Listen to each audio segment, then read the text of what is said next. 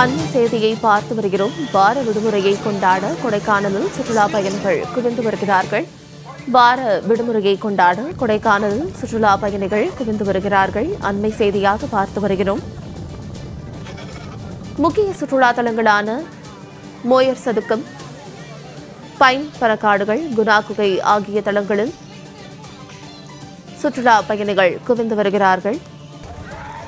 முக்கிய சுற்றுலா தலங்களான குணா குகை, பிரையன் பார்க் ஆகிய தளங்களில் சுற்றுலா பயணிகள் குவிந்து வருகிறார்கள். மேலும் இது குறித்தான கூடுதல் விவரங்களோடு இணைகிறார் எமது செய்தியாளர் முருகன். முருகன், வணக்கம். இது குறித்தான விரிவான விவரங்களை பதிவிடுங்க. வணக்கம் சாரதா. திண்டுக்கல் மாவட்டம் கொடைக்கானல் மலையின் இளவரசி என்று அழைக்கப்படும் நிலையில் கொடைக்கானலில் வார விடுமுறையை கொண்டாடுவதற்காக ஏராளமான சுற்றுலா பயணிகள் தற்போது கொடைக்கானல் வந்துள்ளனர்.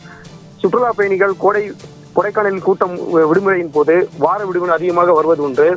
இந்த நிலையில் இன்று வார விடுமுறை கொண்டாடுவதற்கு ஏராளமான சுற்றுலா பயணிகள் கொடைக்கானல் வந்த நிலையில் குறிப்பாக கொடைக்கானலில் நுழைவு வாயு பகுதியில் அமைந்துள்ள வெள்ளி நீர்வீழ்ச்சி பகுதியிலும் இன்றைய காலை முதலே சுற்றுலா பயணிகள் வருகை அதிகரித்து காணப்படுகிறது.